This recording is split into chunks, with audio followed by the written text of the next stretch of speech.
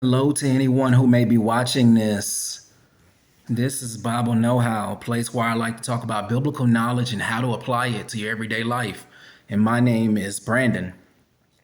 And today I want to talk about, well, as you saw from the title, I want to talk about whose world is this?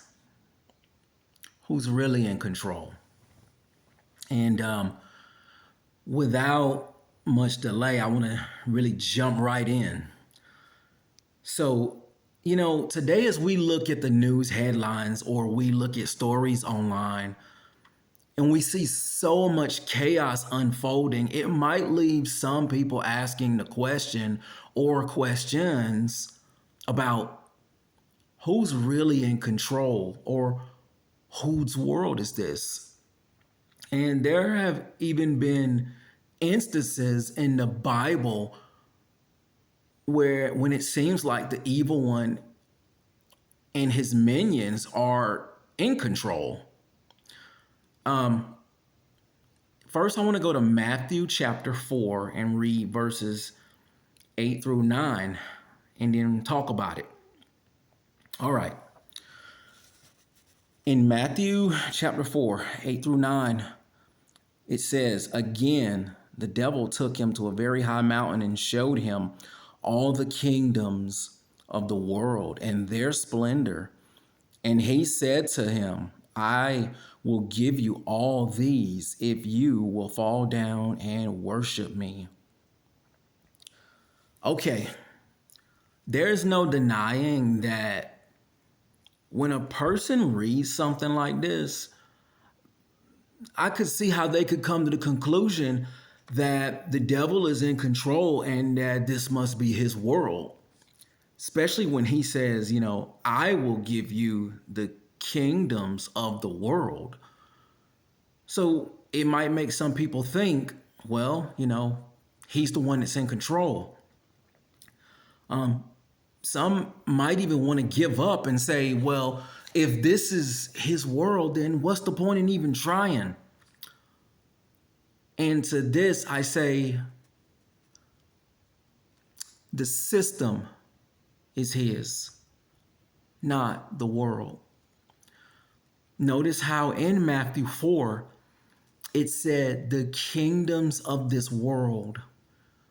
Well, the world's ways, the world's systems, the corruption and the decay that's in this world, yes, it belongs to him. He can have all the corruption, all the greed, all the sin. Yes, it's all his. But the world still belongs to our God, and our God is still in control.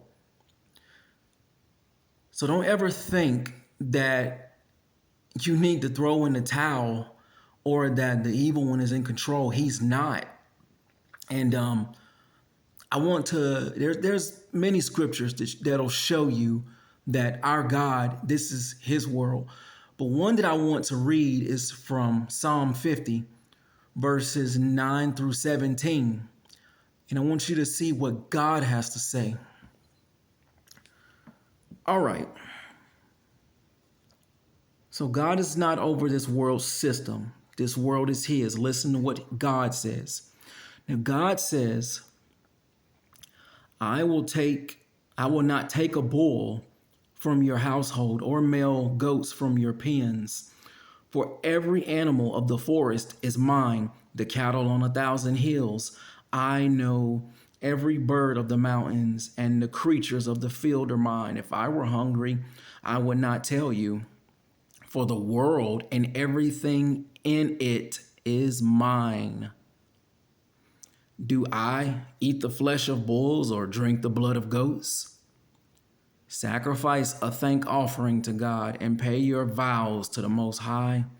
Call upon me in the day of trouble. I will rescue you and you will honor me.